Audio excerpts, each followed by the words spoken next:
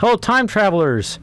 I'm bringing you 5 quick tricks that you can use in Stable Diffusion Automatic 1111 that I use every single day to help you make better generations, understand what's going on, and save you time. Because I hate wasting time. I like to find shortcuts to things. This is my look of disapproval. First is a really fast explanation how to set it up so that you can have clip skip and vase up here, even though I've done it in a previous video. This is really fast. Go to your settings tab, go to user interface right here. In your quick settings list, you're going to want it to look like this. I'll have it in the descriptive what's it's below. If it doesn't let you type in there, then you might have a different version of Stable Diffusion than me. Then what you're going to do is start typing this, and a drop down will appear and you click on the appropriate one. You want it to say SD model checkpoint, comma, clip stop at last layers, comma, SD vay. First we're going to talk about what clip skip does. Basically, Stable Diffusion takes 12 steps to change your image from noise to the finished image. So for example, I grabbed this image off of Civit AI, and I dropped it right here. It gave me their prompt. I hit send text to image, and I got it over here. And see here, they've set it to clip skip 1. The default is clip skip 1. Sometimes people will use 2 or 3 I've seen, and if I don't have this set up here, I can't change it unless I clear this off. But here's a great way to test multiple clip skips. You turn your script on and you change it to XYZ plot. You change X type to clip skip, like that. And I put in all 12. I pressed Control Enter to start generating the images. And since it's 12 images, it's about 12 minutes. And that's even with high-res.fix off. My bad. Now I recommend when you're testing your clip skip, turn high-res.fix off. That will save you time. Because later in the video, I'm going to tell you how to set up your high-res and do that later. But you want to figure out all the nitty-gritty stuff about your image sooner before you turn on the high-res. Alright, and it's done, and it turned out a little weird. Now, just a warning. I blurred it so it's not NSFW. But normally, when it gets up to like clip skip 10, 11, and 12, it makes weird stuff like buildings. As you go along, you can see the image gets wildly different from what I originally intended it to be. And at the end, I blurred it out. Even though it's not showing anything, like what the heck?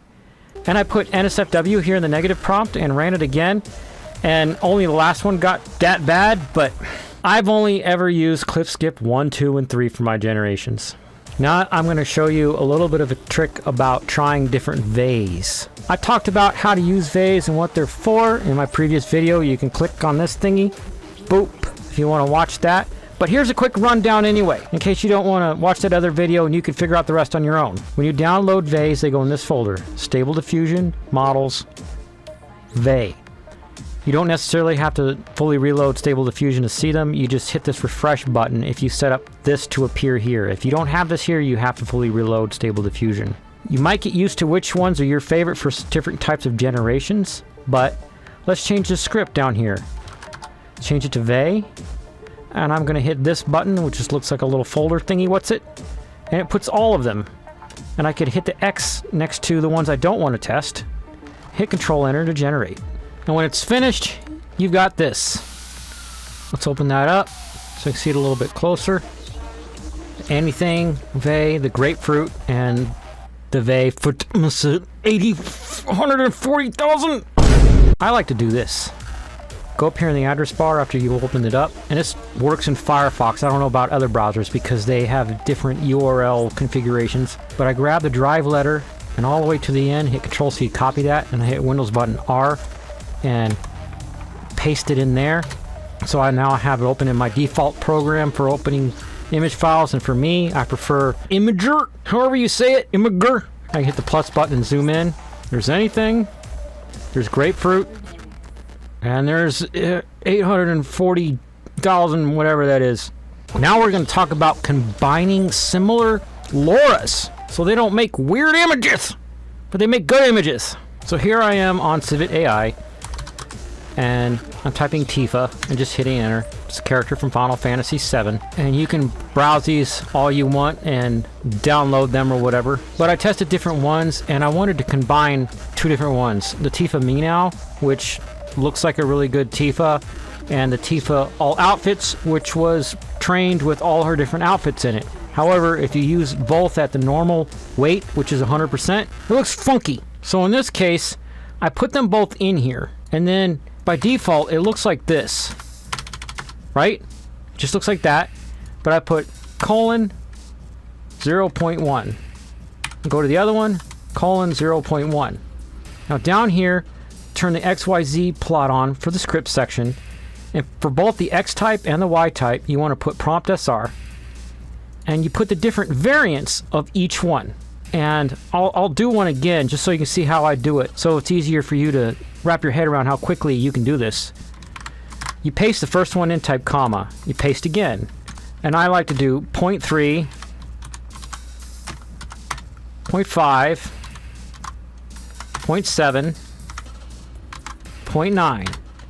Now normally, like, the highest you're going to want to go is like 0.75 on a LoRA, and I've read this on multiple LoRAs, but 0.9 is very close to 100%. Now weights in Stable Diffusion between 0 and 1 is your 0 to 100%. So 75% is 0.75, 50% is 0.5, and 25% is 0.25. But to save time, I'm only doing 0.1, 0.3, 0.5, 0.7, 0.9. And if I find something that looks close to what I want, I could tweak it and do another test around there. I've already ran this test, and I'm going to open this up so you can see it. And on the top, you see the Tifa Meenow going from 0.1 all the way up to 0.9. I'll zoom in a second so you see it better. And then all outfits on the left, 0.1 all the way down to 0.9. So I zoom in, and the 0.1 and the 0.1. So if I scroll down on this column, you're going to see Tifa Meenow 0.1 combined with different weights of all outfits. Now see, there might be one you might want to mess around with the prompt with, because the face looks kind of realistic. Or maybe this one. Probably not that one. Now for the following demonstration, I'm going to show you how to test multiple sampling steps, and then to figure out how many steps to put into your high-res upscaler. Here's an image I grabbed off of Civit AI, off of the model called Realistic Vision. And this is obviously an embedding that I don't have. Well, at least it looks like an embedding to me. So I've replaced that with an embedding I've made to look like the actress Aubrey Plaza. If you want to learn about how to make embeddings, I did 2 videos because it's really in-depth. Click here for how to make the embeddings. And if you got any points in the video where you don't know how to do something, it tells you in the video what section, well, you know, what chapter to go into the video before that to learn how to set up your computer to do that thing. But if you're really familiar with Stable Diffusion, you won't need that first video. So for realistic stuff, I like to use DPM++ SDE Keras. So you don't go down an XYZ plot, change your X type to steps, and put in these numbers: 25, 35, 45, 55, 65, 75, 85, 95, with commas in between. The most common range that I've seen to work for realistic stuff is between 35 and 75. Your Y type and your Z, you set to nothing. Make sure your CFG scale is set to 7, because I've always seen 7 look the best in Realistic Vision. So as a quick refresher, what the sampling steps does is gives the AI more steps to change the image from a noise to the output. So you need enough steps to where it looks good, but not too many to where it starts looking weird. Now that it's done, let's take a look. 25, 35, starting to look good at 45. 55 looks pretty nice. The original was just 24. But check out her eyes at 55. Let's work around that area. So I'm going to put 45, comma 50, comma 55, comma 60. That's it. I don't want to spend too much time on this. And change the high res steps to 0, comma 5, comma 10. Keep in mind that the high res steps add to your sampling steps, because the high-res upscaler, when used during generation, becomes part of the generation. Instead of just doubling or smoothing pixels, it makes more pixels for Stable Diffusion to generate the image. Turn this on. In this case, I'm going to choose the realistic scaler one. You can check out my video about how to set up Stable Diffusion to do embeddings with this video. Bloop. Just a quick reminder where the folder is, where the upscaling models go, it's in your Stable Diffusion folder, models, Erzurgan, or whatever that is. I bet it stands for something. And control enter. And that says 10 minutes. So I'm going to do the thing I've been secretly doing while recording this whole video, which is put on headphones and work on one of my soundtrack songs. Hope you don't mind. Jump cut! Alright, now that is done, I'm just going to take my headphones off. That's the way I save time. If something's going to take a while and I feel like I'm going to let it run, I go do something else. But in this case, I've done this a few times and I would have stuck with 10 steps. So there's your 45 steps with 0 high-res steps. But there it is with 10 steps. See? Told you 10. So I'm going to render just that one so you can see what I'm talking about. Because earlier we said 55 steps was good. So change this to 45. That's already at 10. Turn the script off and run it. So a great way that you're going to save time is that you're going to find favorite models that you like to use a lot.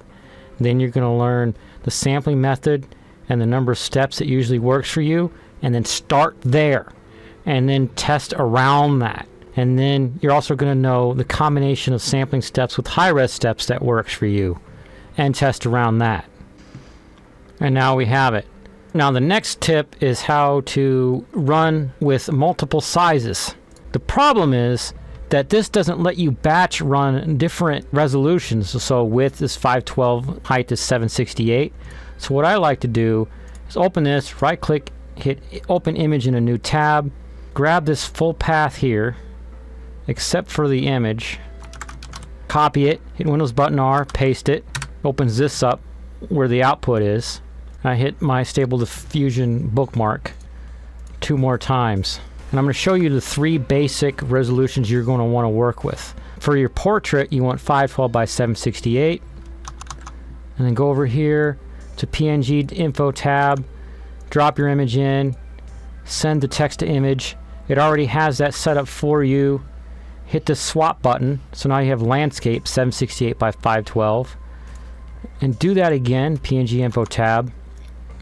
Drop it in, send a text to image, and then change this to 512 by 512 so that it's square. And just to show you why I'm doing that, I'm going to start generating those other 2. But you notice since I dropped my image in and it has all my image generation data in it, it's saving me a bunch of time. If yours isn't doing that, go to your settings tab and then always save all generated images. You want that. File format for images, type in PNG there.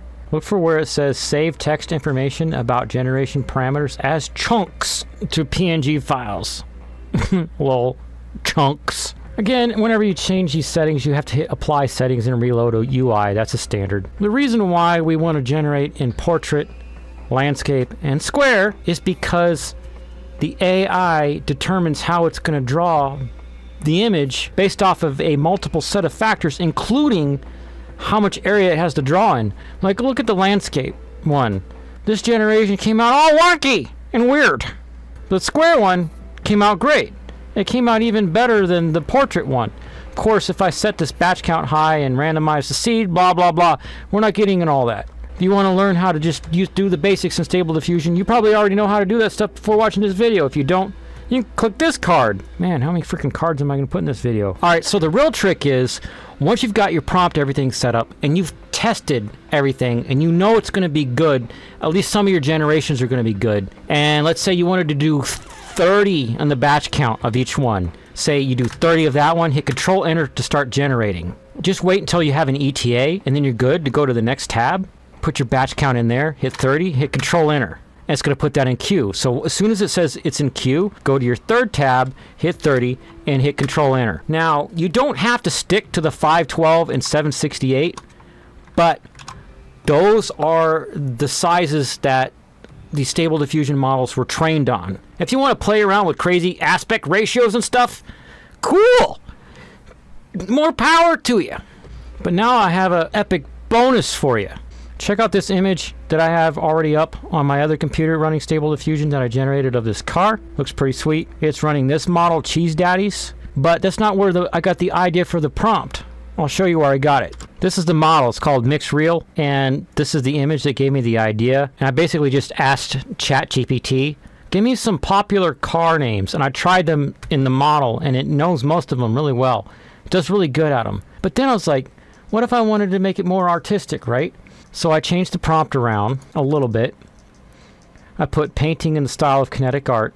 I've literally just asked ChatGPT, give me some different art styles. And that one looked interesting, so I tried it. So if you want to try different models, you go down here to the scripts and change it to XYZ plot. Change the X type to checkpoint name. Hit this button right here, the little folder, what's it? And I have mine organized so that all my 2.1 models are in a folder, and I'll show you how I did that. So on my Stable Diffusion folder, and then models, and then Stable Diffusion, I made another subfolder. And I went through all my models and figured out which ones were 2.1, and I put them in there. And the reason is because these different LoRAs we use, and sometimes other things, make it crash for 2.1 models. And I didn't want those in there, so I went like this on these X buttons and take those out, any of the ones that say 2.1. And I also don't care about Stable Diffusion base 1.4 and 1.5, so I took those out. And then you want to go to your settings tab. You actually do this ahead of time, obviously. Saving images / grids. And you want this in the images file name pattern. And I'll have this in the descriptive thingy so you can copy paste, because typing this on the YouTube screen may not be easy. It's left bracket model underscore name, right bracket underscore, and then blah blah blah seed blah blah generation number. This is model name is going to give you, like, for example, we'll say Cheese Daddies. The seed number is in case you want to do another generation with that seed, but without the prompt. You need the seed number. And then the generation number is in case you're doing a test on a bunch of stuff like I've done earlier with the script prompts and the grids. It's all going to be the same seed. It's all going to be the same model name, and it's going to keep overriding the same file. But if you put generation at the end, it's going to make separate files. So if I go to Stable Diffusion, Outputs, Text Images, and see the different cars I made today, you'll see it's got something else at the beginning. See the 00092? You want to leave this checked. Add number to file name when saving. That also helps with it not overriding an existing file. So you see that number, and then the model name says Cheese Daddies, and then the seed, which is 36221 blah blah blah, and then 93 at the end, which is number 93 of a batch of 100. Now I'm not going to run this again, because testing all of your models is the kind of thing where you walk away and come back later. Maybe you can check on it every 15 minutes or whatever. But while playing around with these different car generations, I put different checkpoint models and put them in here so you could see an example of the different ones that came out. That's Abyss Orange Mix. That's Cheese Daddies. That's Chill Out Mid Deep Space. That's Deliriate. That's Dream Shaper. That's Lyrial. That's Lyrial version 1.6. The other one was 1.3. That's Mistoon Anime. That's MixReal, which is really freaking good at this stuff. I highly recommend you download this checkpoint merge. What that means is they've taken different models and merged them together to make it more beautifuler. And then there's Perfect World. Shiny, but also kind of blocky. Proto-Gen. Realistic Vision. Trying to be like MixReal. MixReal is based off of Realistic Vision, by the way. Rev Animated. But when you come back on check on it, if you see that this button's orange again, that either means that it's done or it crashed. So you look down here, and if you see your prompt down here, then it's done. If you see an error, then it crashed. What you do is you hit this button, go into the folder where the output is, and look at the last one. So pretend it was doing a bunch of different models, and the last one says Cheese Daddies. You look down here until you find Cheese Daddies. I'm going to hit Control F because it'll save me time. Type out Cheese Daddies. There it is. So let's say it got that far and then it crashed. That means it crashed on the next one. So I don't need to generate those from my test anymore all the way up to that one because it made it that far. And then I'll just clear off the very next one, and then I'll hit Generate and walk away.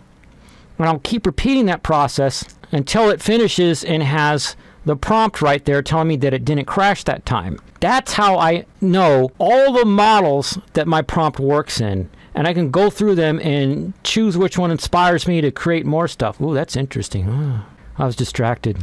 That's it for this video. If you guys have any more tips that you think I should check out and wonder if I've tried it or not, tell everybody, not just me, because people come here and read the comments.